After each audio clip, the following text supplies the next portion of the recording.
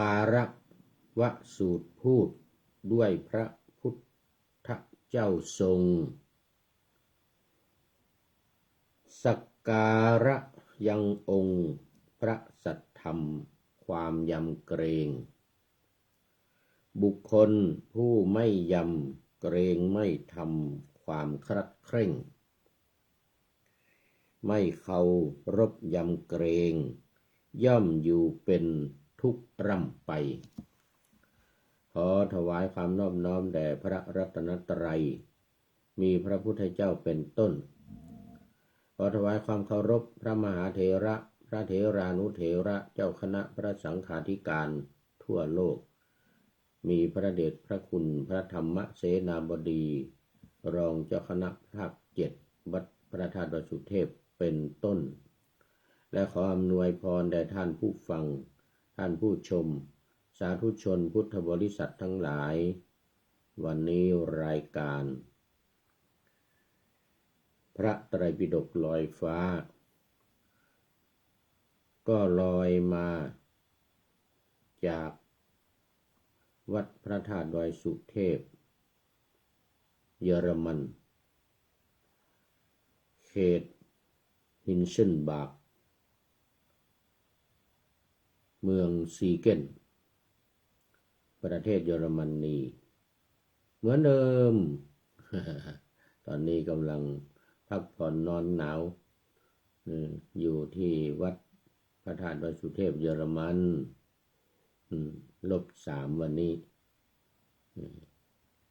-3สูงสุด6องศานี่ก็-1 -2 -3ในตอนกลางคืน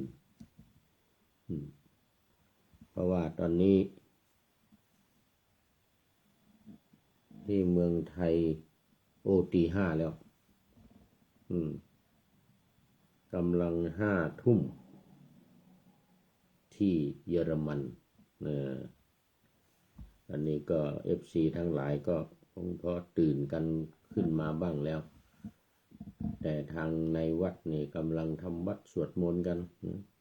ตี 5 ตี 5 ครึ่งวัดพระธาตุดอยสุเทพตี 5 ครึ่งแต่ว่าทำสมาธิตั้งแต่ตี 4 ครึ่งพระเดชพระคุณหลวงพ่อมานำทำสมาธิภาวนาตั้งแต่ตี 4 ครึ่งพอถึงตี 5 ครึ่งก็ทำวัดเช้าแล้วก็สวดมนต์สวดกรรมฐานเสร็จแล้วก็ไม่ทำสมาธิละเพราะว่าทำก่อนสวดมนต์ถ้าเป็นตอนเย็นทำวัดสวดมนต์ไหว้พระธาตุอะไรเสร็จเรียบร้อยก็จึงทำวัดสวดมนต์แล้วทำสมาธิภาวนาในภายหลังเอาแล้ววันนี้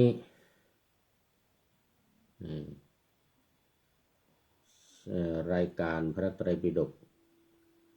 ลอยฟ้านี่ก็ออกอากาศ5 สถานีวิทยุนะ1วัดพระธาตุดอยสุเทพสถานีวิทยุพระพุทธศาสนาแห่งชาติและจริยธรรมมีพ่อครูวันลบนามวงพรหมเป็นผู้อำนวยการอาจารย์พระมหาประสิทธิ์ประสาธิโกเป็นหัวหน้าสถานีและอาตมภาพพระครูปริยัติยานุศาสตร์เป็นผู้บรรยายเป็นประจำทุกวันเวลา 23 นาฬิกาถึง 24 นาฬิกาเรียกว่า5 ทุ่มถึงเที่ยงคืนกันเลยทีเดียวตอนนี้5 ทุ่มที่เยอรมันแต่ที่เมืองไทยตี 5แล้วFC ทั้งหลายก็คงตื่นกันบ้างแล้วสำหรับวันนี้ก็ขึ้นสูตรใหม่คารวะสูตรสูตรที่ว่าด้วยการสักการะโดยสดับสักการะพ ระพุทธเจ้าทรงสักการะเคารพธรรมเคารพธรรมเคารพพระธรรมเนี่ยก็ใจความสำคัญก็ดังที่ได้ปะหน้าธรรมาสไว้เมื่อกี้นี้ว่าคาระวสูตรพูดด้วยพระพุทธเจ้าทรงสักการะยังองค์พระสัทธรรมความยำเกรงนี่อยู่ในเป็นข้อย่อยเป็นต้นนะความยำเกรงเป็นต้นอันนี้เรียกว่าเป็นธรรมะเป็นพระสัทธรรม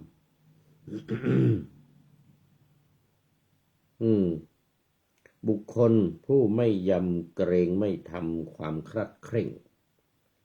ไม่เคารพยำเกรงย่อมอยู่เป็นทุกข์ร่ำไปอันนี้ก็เป็นใจความย่อๆสำคัญเรามาดูเนื้อหาสาระกันเลยดีกว่ามัวโอเอวิหารลายเดี๋ยวเสียเวลาไปมาก ใจความก็คือเดี๋ยวก่อน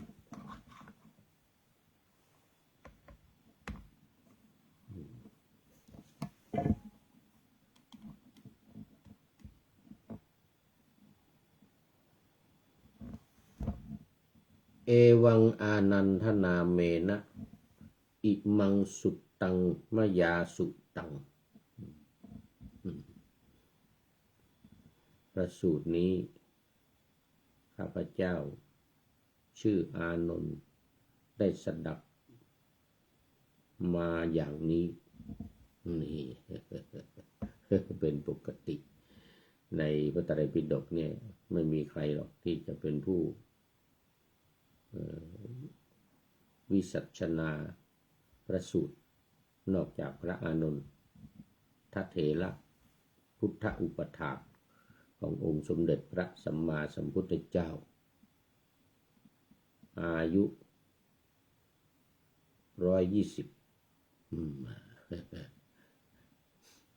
พระพุทธเจ้า80พระสารีบุตร80พระมหากัสสปะ160แต่ท่านพระอานนท์นี่อายุเท่ากันกับพระพุทธเจ้าแต่ว่าปรินิพพานในภายหลังจากพระพุทธเจ้าอีก40 ปี40 ปีเลยได้ทราบว่าตอนที่พระอานนท์ปรินิพพานเนี่ยคนทั้งหลายนะทั้งสองฝั่งแม่น้ำโลหินีคือฝั่งทางใต้เนี่ยนะก็เป็นเมืองเทวทหะฝั่งทางเหนือก็เป็นเมืองกบิลพัสก็เป็นพระปยุรญาติทั้งสองฝ่ายของท่านพระอานนท์คือมารดาเนี่ยอยู่ฝ่ายโกริยะสำหรับบิดานี่อยู่ทางฝ่าย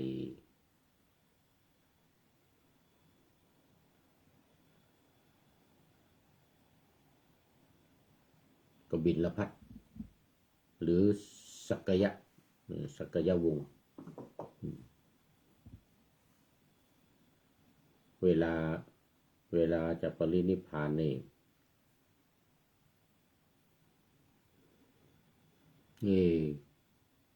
เราจะปรินิพพานที่ไหนดีวะนะพระสารีบุตรก็ไปปรินิพพานที่บ้านเกิดที่บ้านที่ห้องที่ตนเองเกิดบ้านของนางสาลีผู้เป็นมารดานั่นไปโปรดมารดาก่อนปรินิพพานเพราะว่ามารดายังเป็นมิจฉาทิฏฐิไปด่าท่านพระสารีบุตร กับน้อง5-6 คนนะ7ทั้งพระสารีบุตรเป็นพระอรหันต์หมดแต่ว่าแม่เนี่ยยังเป็นมิจฉาทิฏฐิอยู่กันนะก็เลยไปโปรดตอนใกล้จะปรินิพพานส่วนพระอานนท์นี่ไปปรินิพพานบนแม่น้ำโลหินีนะเหาะขึ้นไปบนอากาศเข้าฌานเตโชธาตุไฟนะเสร็จแล้วก็ไฟไหม้สรีระร่างของท่านพระอานนท์บนอากาศเลยเก่งมากเข้าฌานนะเตโชธาตุนี่นะเขาเรียกว่ากสิณเตโชกสิณขึ้นไปก็เข้าฌานเต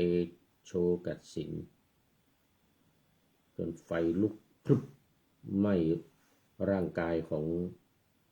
ท่านพระอานนท์นี่นะเสร็จแล้วก็จนเป็น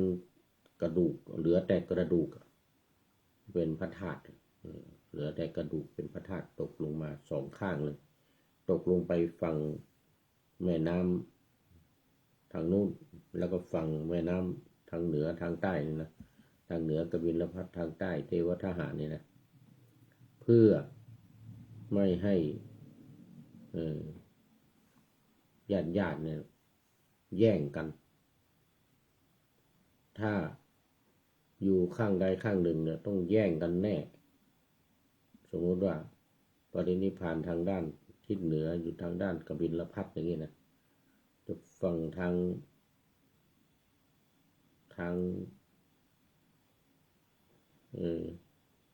เทวทหารนี่นะต้องยกทัพกันไปแย่งกระดูกแน่ เพราะว่าพระอานนท์เนี่ยมีคนรักมากทั้ง2 ฝ่ายพ่อและฝ่ายบิดาและมารดานี่นะเขารักพระอานนท์มากได้ยินว่าคนร้องไห้เศร้าโศกเสียใจกันเนี่ยมากกว่าพระพุทธเจ้าคนนี่เศร้าโศกร้องไห้เสียดายพระอานนท์กันนี่เป็นเวลา4 เดือนเศร้าโศกกันมาก4 เดือนเลยทีเดียวเพราะอะไรเพราะว่าพระอานนท์เนี่ยอยู่กับญาติโยมอยู่กับญาติพี่น้องนาน120 ปีเกิดพร้อมกันกับพระพุทธเจ้าเลยนะพระพุทธเจ้าอยู่80 พระอานนท์อยู่ต่ออีก40 ปีแล้วก็ทำอะไรเนี่ยนะเป็นที่รักของคนพระวัดวาอารามต่างๆทั่วชมพูทวีปเนี่ยพระอานนท์สงเคราะห์ด้วยผ้าจีวรผ้าไตรจีวรนี่นะทุกวัดพุทธเจ้าตั้งแต่พุทธเจ้ายังไม่ปรินิพพานนะตั้งแต่พุทธเจ้ายังไม่ปรินิพพานก็ได้ผ้าจากหลายคนที่พระเจ้าอุเทนที่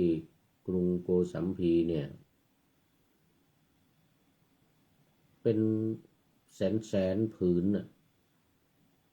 150,000ครั้ง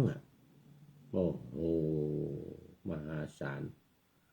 พระสบงจีวรผ้าสังฆาตินี่นะเป็นชุดเอาไปแจก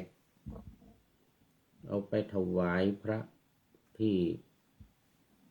ไม่มีจีวรหรือมีจีวรเก่าใช้ไม่ได้แล้วอย่างนี้นะเอาไปถวายทุกวัดบรรดามีในสมัยนั้น เพราะมีผ้ามากพระอานนท์นี่นะโอ้มีผ้ามากคนถวายมาก แค่พระเจ้าอุเทนก็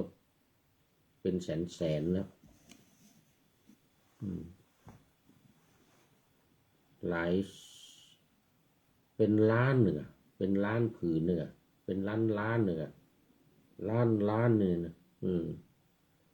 ก็แสนครั้งแสนครั้งเนี่ยถวายดูดิเฉพาะพระเจ้าอุเทนเมืองกบิลเมืองโกสัมพีอย่างเดียวเลยนะแสนผืนเนี่ยนะแสนครั้งโอ้โหทำสบงจีวรทำสังฆาติ3 อย่างนี่แหละเอาไปแจกทั่วถามไปได้ยังไงเหาะไปพระอานนท์เนี่ยเหาะไปไหนมันไกลจะไปไกลถึงไหนก็ไปได้ดังนั้นนะวัดอยู่ที่ไหนในชมพูทวีปสมัยนั้นอ้าวสาธิตอัคระโอ้อาจารย์สาธิตตื่นมาแล้วทำวัดสวดมนต์เสร็จแล้วมั้งเนี่ยเราจะเริ่มกำลังตี 5:15 นาทียกมือมาสาธุนะโอ้โมทนาครับขอบคุณมากทางลำปางเป็นยังไงเนาะหนาวกันหรือเปล่าที่นี่-3 องศานะที่เยอรมันนี่-3 องศาคืนนี้-3 องศาไปจนถึงสว่างนู่นน่ะ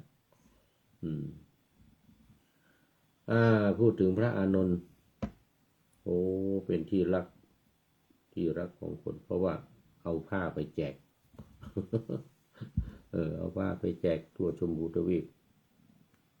วัดไหนทุกวัด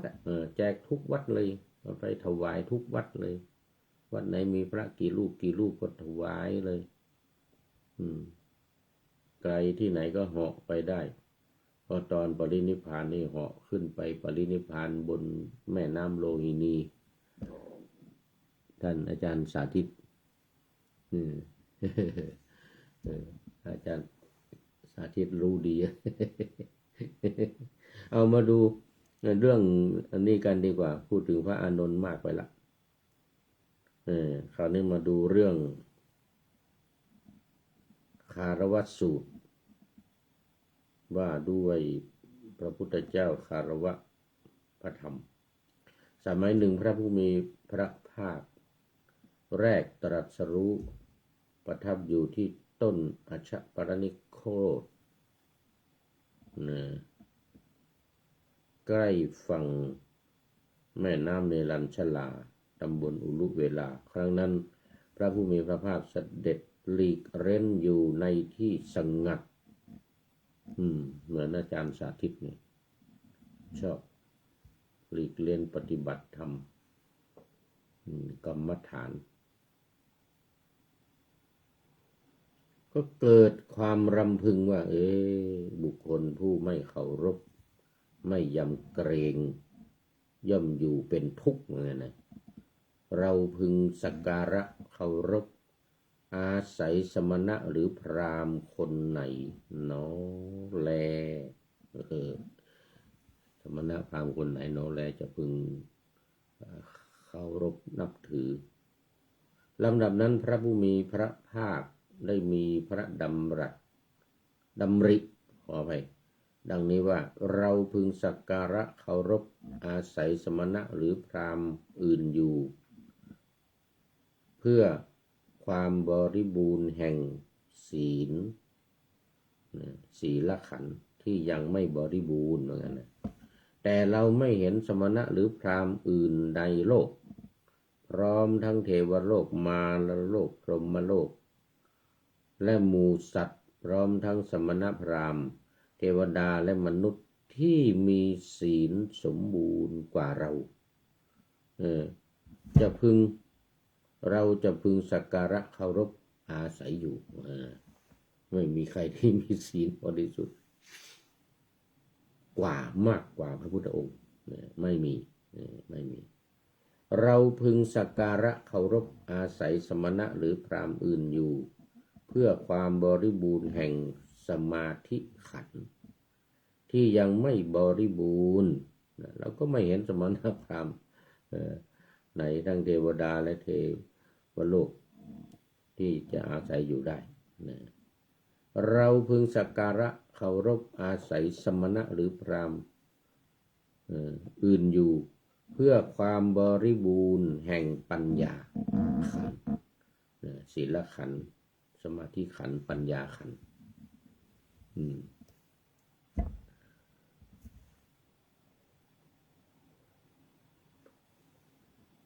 เราพึงสักการะเคารพอาศัยสมณะหรือพราหมณ์อื่นอยู่เพื่อความบริบูรณ์แห่งวิมุตติขันธ์คือความหลุดพ้นความหลุดพ้นยังไม่บริบูรณ์แต่เราไม่เห็นสมณะหรือพราหมณ์อื่นในโลกพร้อมทั้งเทวโลกมารพรหมทั้งหลายที่จะบริบูรณ์ที่จะมีวิมุตติสมบูรณ์กว่าเราที่เราพึงสักการะเคารพอาศัยอยู่ว่างั้นนะโอ้โหไม่มีใครที่จะเสมอเหมือนในเรื่องของวิมุตติหรือความหลุดพ้นต่อไปเราก็พึงสักการะเคารพสมณะหรือพราหมณ์เพื่อความบริบูรณ์แห่งวิมุตติญาณทัศนะสูงขึ้นไปอีกวิมุตติญาณทัศนะนี่ก็คือนิพพานนะยังไม่บริบูรณ์แต่เราไม่เห็นสมณะหรือพราหมณ์เหล่าอื่นในโลกพร้อมทั้งเทวโลกเทวดามารพรหมทั้งหลายนี่นะที่เราจะควรสักการะที่จะเหนือกว่าเราไม่มีอีกไม่มีครั้งนั้นแลท้าวสหัมบดีพรหมห่มผ้าเฉวียงบ่าข้างหนึ่งเดี๋ยวครั้งนั้นท้าวสหัมบดีพรหมห่มผ้าเฉวียงบ่า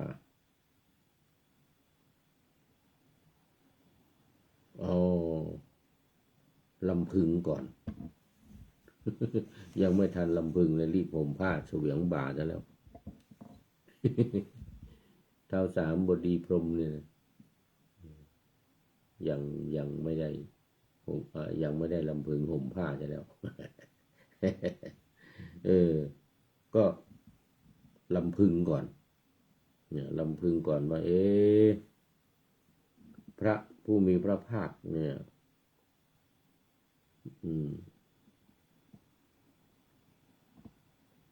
ลำพึงคือรู้ว่าลำพึงดูว่าพระผู้มีพระภาคเนี่ยลำพึงเนี่ยอีกทีหนึ่งอีกต่อหนึ่ง อีกต่อหนึ่งลำพึงด้วยใจอีกต่อหนึ่งก็เลยหายตัวเขาทราบว่าพระพุทธเจ้าลำพึงว่าจะ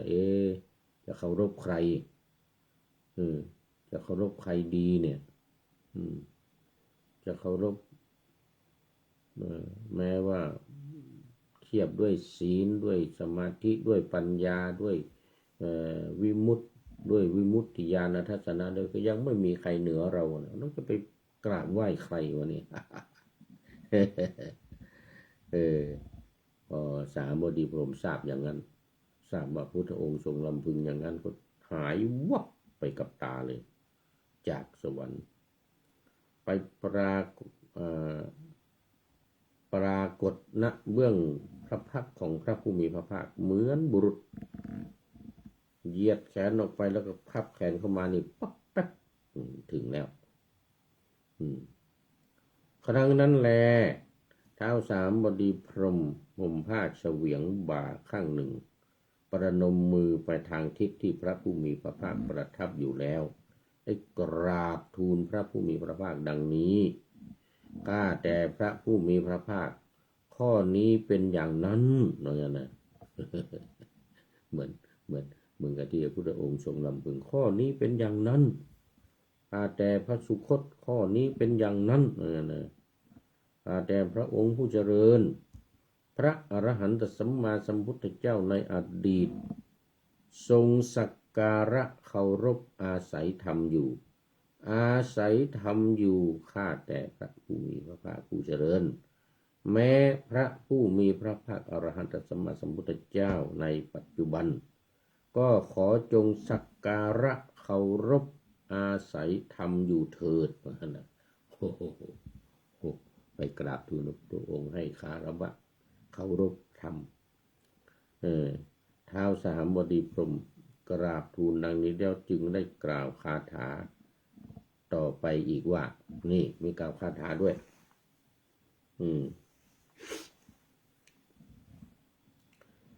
พระ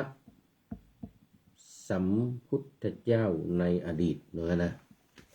พระสัมพุทธเจ้าในอดีต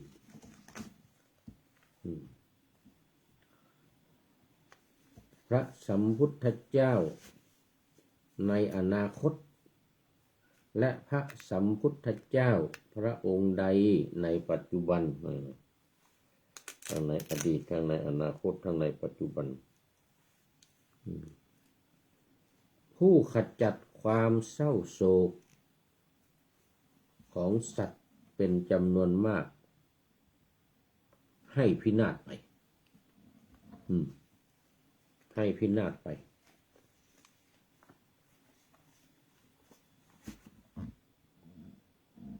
ทุกพระองค์นั้น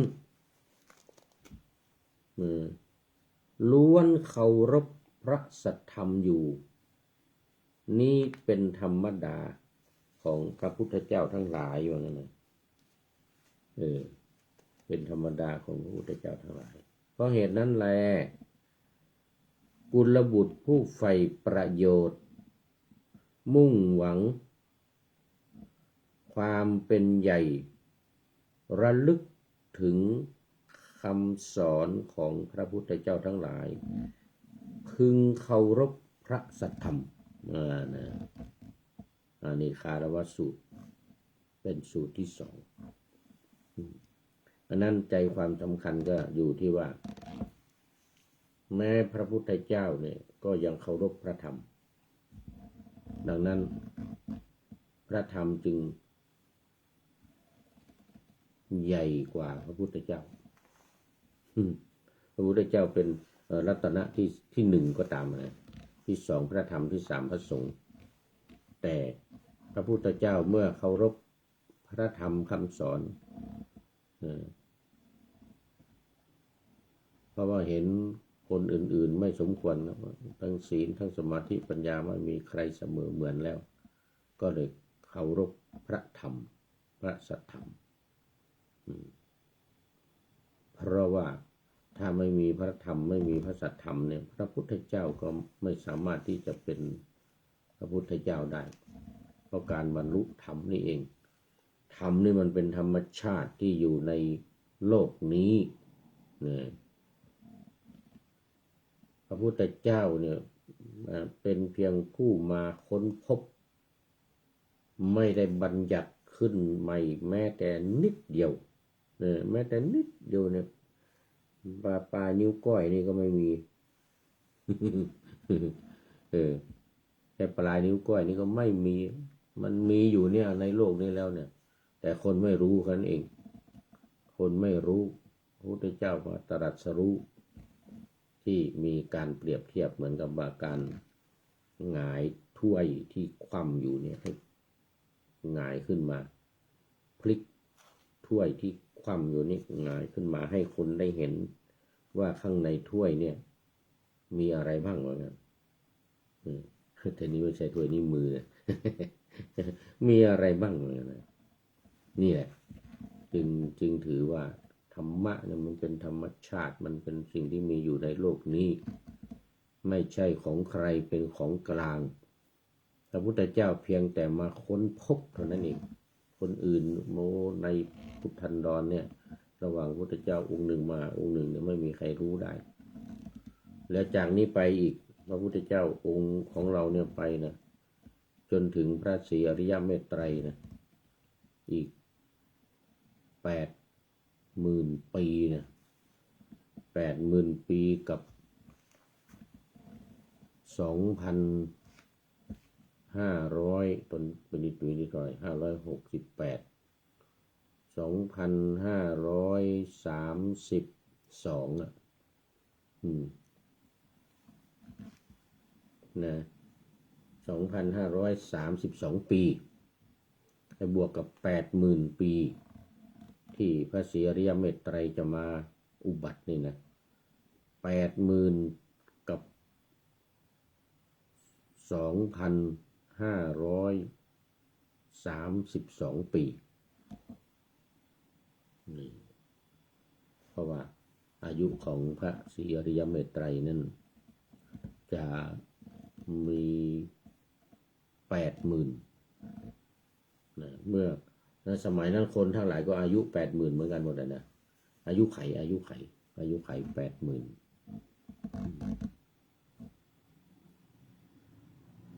ประสูติออกมาจากท้องแม่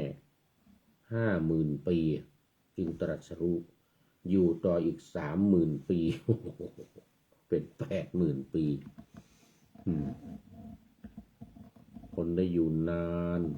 ได้อยู่กับพระพุทธเจ้านานถึง 80,000 ปีถึง 30,000 ปีนี่นะ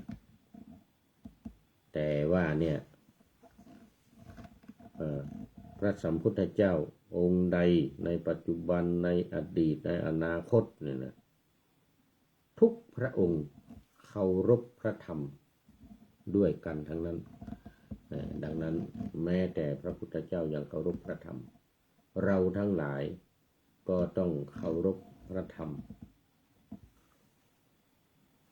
แต่เราต้องเคารพพระสงฆ์ด้วยนะพระอริยสงฆ์พระพุทธเจ้าด้วยพระพุทธเจ้าพระธรรมพระสงฆ์แต่พระพุทธเจ้าท่านอยู่เป็นหัวหน้าอยู่แล้วก็ถอยลงมานิดหนึ่งถอยลงมาจากมาเคารพธรรมะซึ่งเป็นอันดับ2ทุติยะอันดับ2ส่วนอันดับ1ก็คือพระองค์อันดับ3คือพระสงฆ์อริยสงฆ์นะอริยสงฆ์ดังนั้นพระองค์ก็จึงเคารพพระธรรมเราทั้งหลายก็ควรจะได้ถือเอาเป็นทิฏฐานุคติเคารพพระธรรมจบคารวะสูตรต่อไปอีกสูตรหนึ่งวันนี้ต้องให้ได้2สูตรอย่างน้อยบางวันได้3นะอย่างดูถูกนะ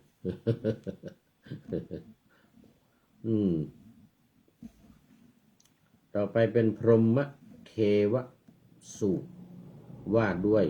พระพรหมเทพเอาแล้วก็พรหมกันบ้างแล้วทีนี้เมื่อกี้3บดีพรหมมาอาราธนาพระพุทธเจ้ามาถึงอาราธนาผมมาจะโลกาธิปติสหัมปติกัดอัญชลีอันทิพลังอายาจะถักมานะขออายาจะถักนี่ขอกับสักการะเคารพสรวนแล้วก็ขอพระพุทธองค์ทรงแสดงทำให้แก่คนทั้งหลายที่มีทุลีในตาน้อยก็จะเสียประโยชน์เพราะไม่ได้ฟังธรรมเหมือนกันนะถ้าเขาได้ฟังแล้วเขาก็บรรลุผู้มีทุลีในตาน้อยมีกิเลสน้อยไม่ใช่มีกิเลสหนาเหมือนพวกเราทั้งหลายในสมัยหนึ่งพระผู้มีพระภาคก็ประทับอยู่ที่เชตวันมหาวิหารวัดของท่านอนาถบิณฑิกเศรษฐีร่วมกับเจ้าเชษฐ์น้องชายของพระเจ้าเศรษฐีโกศลแบ่งกันคนละครึ่งเหมือนกันนะถ้าไม่แบ่งครึ่งนี่เศรษฐีเอาหมดเอาเงินมาปูเต็มครึ่งหนึ่งแล้วบอกหยุดนี่อีกครึ่งหนึ่งนี่ข้าพเจ้าขอร่วมบุญด้วยเจ้าเชษฐ์นี่นะ เจ้าเชษฐ์ว่าข้าพเจ้าจะขอร่วมบุญด้วยหยุดก่อน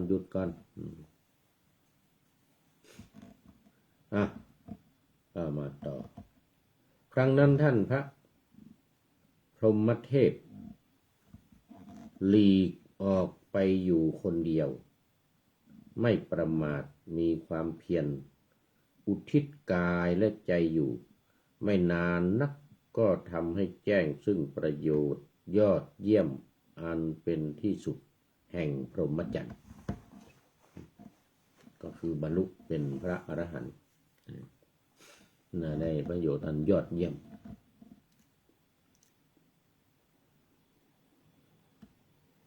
ครั้งนั้น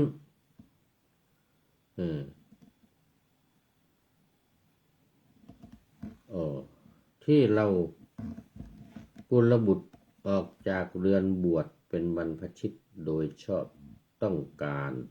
ด้วยปัญญาอันยิ่งเองเข้าถึงอยู่ในปัจจุบันรู้ชัดว่าชาตินี้สิ้นแล้วอยู่จบพรหมจรรย์แล้วทำกิจที่ควรทำเสร็จแล้วไม่มีกิจอื่นเพื่อจะเป็นอย่างนี้อีกต่อไปไม่มีกิจอื่นก็แลท่านพระพรหมเทพเป็นพระอรหันต์รูปหนึ่งในบรรดาพระอรหันต์ทั้งหลายพรหมเทพเมื่อกี้มันเป็นชื่อของพระขออภัยนึกว่าเป็นพรหมมาจากชั้นบนเป็นชื่อครั้นเวลาเช้าท่านพระพรหมเทพครองอันตรวาสกถือบาตรและจีวรเข้าไปบิณฑบาตยังกรุงสาวัตถีเที่ยวบิณฑบาตในกรุงสาวัตถีตามลำดับตรอกแล้วเข้าไปถือการบูชายังที่อยู่ก่อนเข้าไปยังที่อยู่แห่งมารดาของตนสมัยนั้นนางพรหมณีมารดาของท่านพระพรหมเทพถือการบูชาด้วยก้อนข้าวแก่พรหมเป็นนิจครั้งนั้นท้าวสหัมบดีพรหมดำริว่านางพรหมณีนี่ผู้มารดาของท่านพระพรหมเทพนี้ถือการบูชาด้วยก้อนข้าวแก่พรหมเป็นนิจทางที่ดีเนี่ยเราพึงเข้าไปหานางแล้วทำให้สลดใจทำให้นางสลดใจลำดับนั้นท้าวสหัมบดีพรหมก็ไปยืนอยู่ในอากาศได้กล่าวกับนางพรหมณีมารดาของท่านพรหมเทพด้วยคาถาทั้งหลายว่านางพรหมณีท่านถือการบูชาด้วยก้อนข้าวแก่พรหมใดเป็นนิจพรหมโลกของพรหมนั้นอยู่ไกลจากที่นี้นางพรหมณีอาหารของพรหมไม่ใช่เช่นนี้ท่านไม่รู้จักทางของพรหมทำไมจึงบ่นถึงพรหมว่าเอาข้าวอะไรไปให้เนี่ยพรหมมันไม่ได้กินหรอกเอาไปให้อย่างนี้มันไม่ใช่ทางที่จะให้อาหารแก่พรหมนะท่านพรหมเทพนางพรหมณีนางพรหมณีก็ท่านพระพรหมเทพของท่านนั้นเป็นผู้ไร้อุปธิถึงความเป็นอติเทพไม่มีกิเลสเครื่องกังวลเห็นภัยเนืองไม่เลี้ยงดูผู้อื่น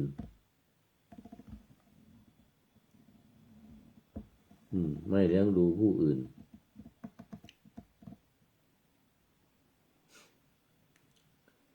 ท่านพระพรหมเทพผู้เข้าสู่เรือนของท่านเพื่อบิณฑบาตเป็นผู้สมควรแก่ก้อนข้าวที่บุคคลพึงนำมาบูชาพูดถึงฝั่งแห่งเวทอบรมตนแล้ว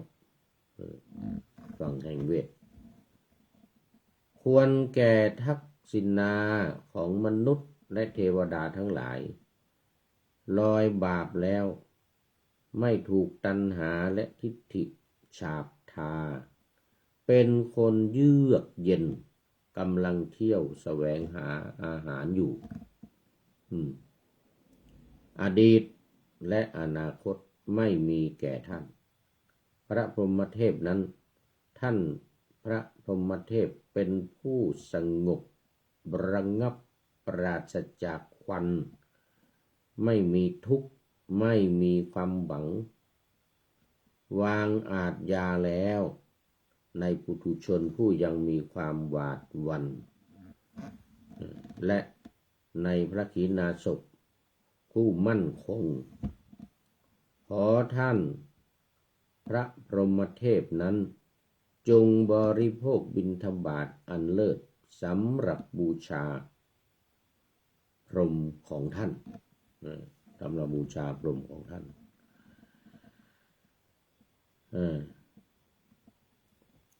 ท่านพระพรหมเทพ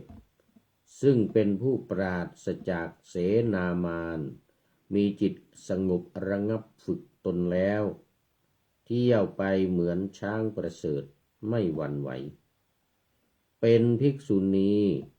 เป็นภิกษุมีศีลดีมีจิตพ้นวิเศษแล้วขอท่านพระพรหมเทพนั้นจงบริโภคบิณฑบาตอันเลิศ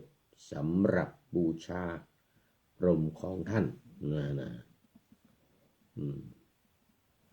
ท่านจงเป็นผู้เลื่อมใสในทานพระพรหมเทพนั้นเป็นผู้ไม่หวั่นไหวตั้งทักษิณาไว้ในท่านผู้เป็นทักษิณายบุคคลนางพรามณีท่านเห็นมุนีผู้ชายผู้ข้ามโอคะได้แล้วผู้ข้ามโอคะได้แล้วจงทำบุญอันจะนำความสุขมาให้สืบไป ขอไปท่านจงเป็นผู้เลื่อมใสในท่านพระพรหมเทพนั้นเป็นผู้ไม่หวั่นไหวทั้งตั้งทักษิณาทานไว้ในท่านผู้เป็นทักษิณายบุคคลนางพรามณีท่านเห็นมุนีผู้ข้ามโอคะได้แล้วจงทำบุญอันจะนำความสุขให้สืบไปนี่พรหมเทวสูตรก็คือ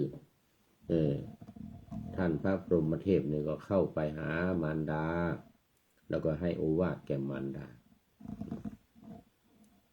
ได้จบไปอีกหนึ่งสูตร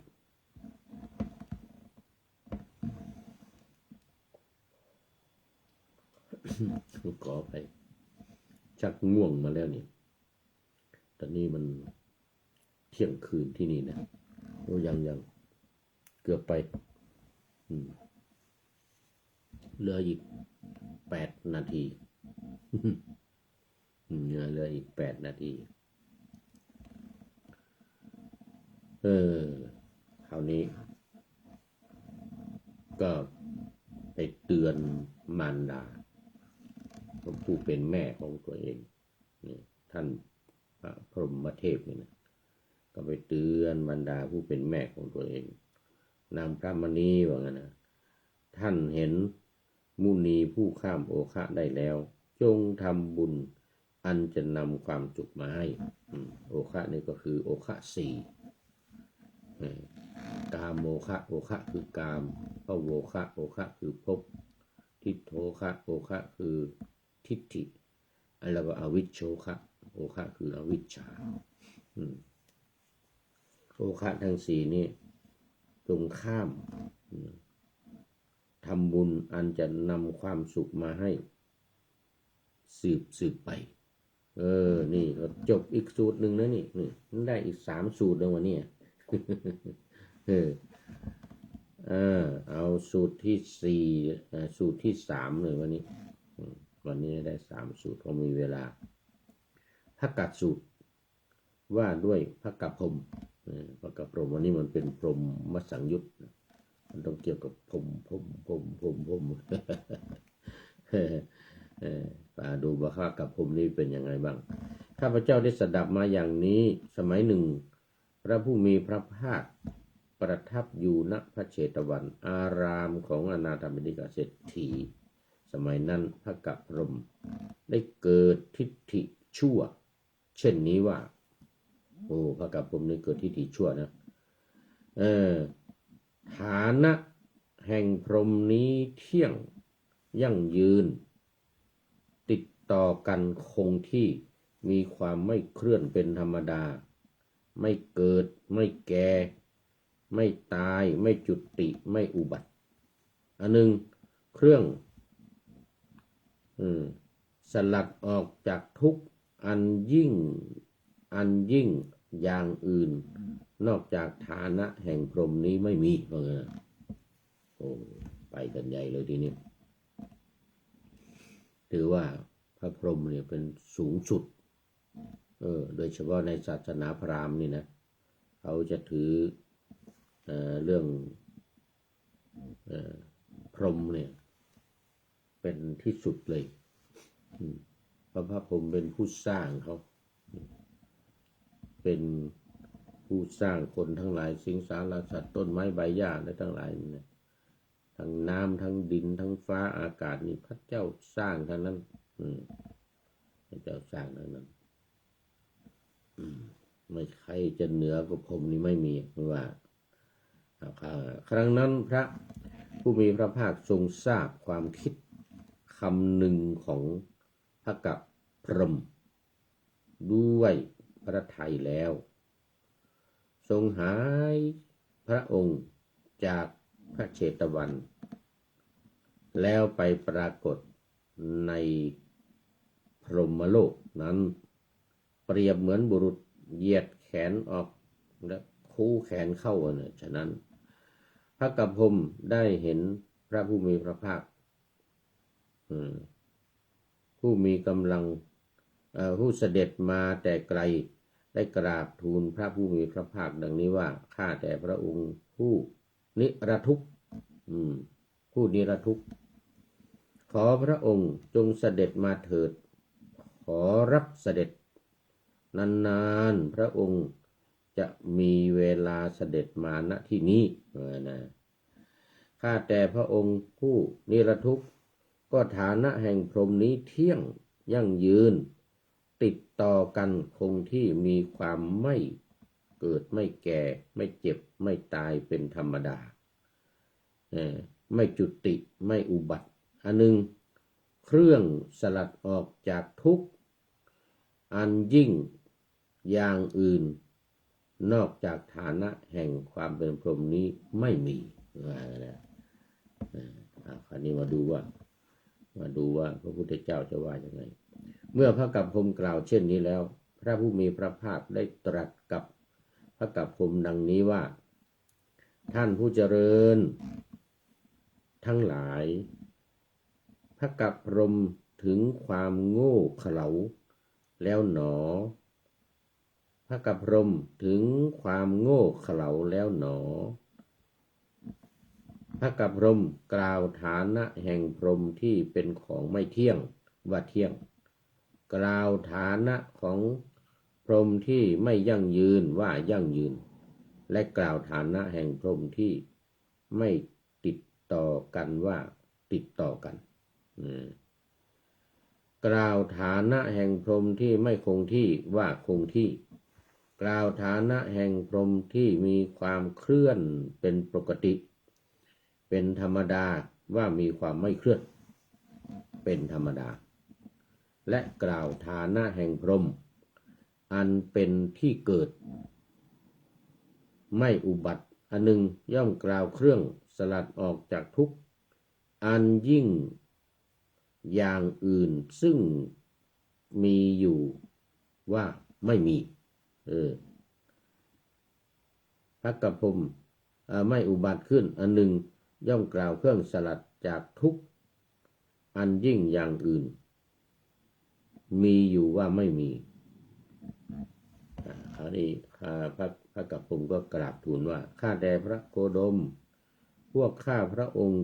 72 องค์บังเกิดในพรหมโลกนี้เพราะบุญกรรมมีอำนาจให้เป็นไปล่วงชาติและชราไปแล้ว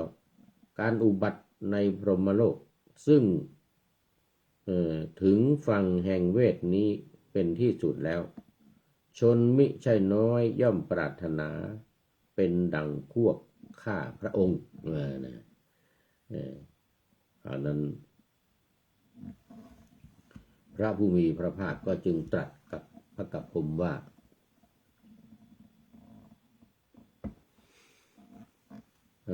พระกัปพมท่านสำคัญอายุใดว่ายาวอายุนั้นสั้นไม่ยาวเลยพรหมเรารู้อายุ100,000นี้เดี๋ยวก่อน100,000นี้ที่รับพุทธของท่านได้ดีนะที่รับพุทธนี่หมายความว่ายังไงหมายถึงตระกูลหมายถึงแม่น้ำคงคาโอ้โหไปนู่นเลย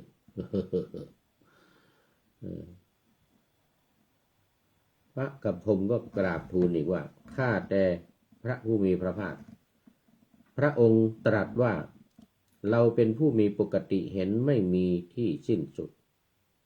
ล่วงชาติชราและความเศร้าโศกได้แล้วอะไรเป็นศีลวัตรเก่าแก่ของข้าพระองค์หนอนะขอพระองค์จงตรัสบอกศีลวัตรซึ่งข้าพระองค์ควรรู้แจ้ง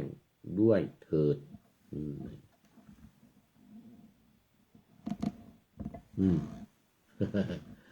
ควรรู้แจ้งด้วยเถิด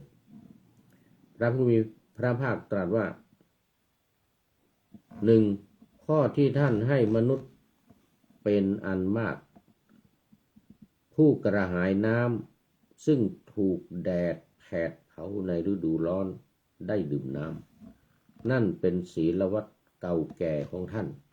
นะเรายังระลึกได้อยู่ประดุจหลับแล้วตื่นขึ้นฉะนั้นอันนี้ข้อที่1ต่อไปข้อที่2ข้อที่ท่านช่วยปลดเปลื้องประชุมชนซึ่งถูกโจรจับที่ตระกูลเอนิตระกูลเอนิเป็นยังไงตระกูลเอนิในที่นี้หมายถึงฝั่งแม่น้ำคงคาเมื่อกี้ว่าผิดไป ขอไปหมายถึงฝั่งแม่น้ำคงคานะ2ข้อที่ท่านช่วยปลดเปลื้องประชุมชนซึ่งถูกโจรจับที่ตระกูลเอนี่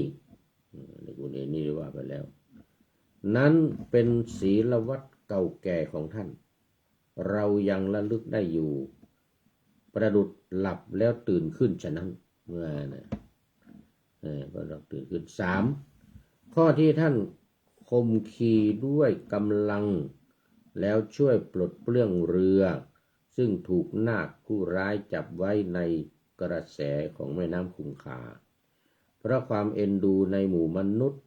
นั่นเป็นศีลวัตรเก่าแก่ของท่านเรายังระลึกได้อยู่ประดุจหลับแล้วตื่นขึ้นฉะนั้นนี่ก็เป็นคำกล่าวของพราหมณ์4เราได้เป็นอันเตวาสิกของท่านเป็นอันเตวาสิกแล้วทีนี้นามว่ากัปปมานพเราได้เข้าใจท่านแล้วว่ามีความรู้ดีมีวัดข้อปฏิบัติเป็นศีลวัตรเก่าแก่ของท่านเรายังระลึกได้อยู่ประดุจหลับแล้วตื่นขึ้นฉะนั้นนะเท้าพระกัปพมนี่ก็กราบทูลพระพุทธเจ้าอีกว่าพระองค์ทรงทราบอายุนี้ของข้าพระองค์แน่แท้แม้สิ่งอื่นพระองค์ ก็ทรงทราบได้เพราะพระองค์เป็นพระพุทธเจ้าฉะนั้นอานุภาพอันรุ่งโรจน์ของข้าพระองค์ก็จึงยังพรหมโลกให้สว่างไสวตั้งอยู่ว่างั้นนะอากาพิธานานินี่พระพรหมนี่ก็มาอยู่ในสวดมนต์สวดในมงคลเอาแล้วทีนี้ดูไปดูมาเวลาหมดพอดีแล้วก็เรื่องนี้ก็จบพอดีจบพอดี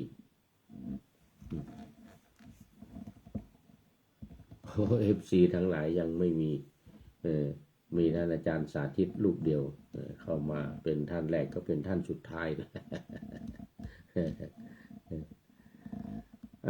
ก็ขอ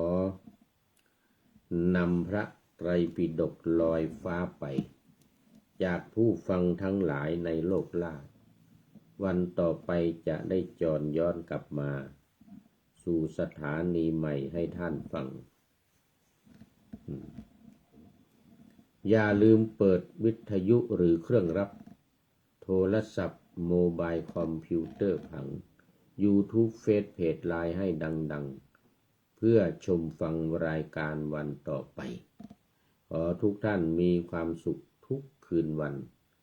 นำธรรมะประกอบการงานทั้งหลายเช่นขยันทางวาจาและทางกายใจขวนขวายกิจการงานนาคุณโยมกันธิกาเข้ามากราบไหว้สาเจ้า สาธุโยมกันธิกาเป็นท่านสุดท้ายเมื่อกี้นี่นึกว่าโยมนั่นจะเป็นท่านสุดท้ายแต่ว่าเป็นโยมกันธิกาอาจารย์สาธิตบำเพ็ญสาธารณประโยชน์เว้นสิ่งที่มีโทษโหดเยี่ยงสาประกอบแต่กรรมดีมีราคาแสวงหาเงินทองครองใจคนเสียสละพลทรัพย์นับมากน้อยไม่ให้ล้านก็ให้ร้อยไม่ด้อยผลเอื้อคนรวยช่วยคนยากฝากคนจนให้ทุกคนเท่ากันมาตรฐานเดียวขอเจริญพร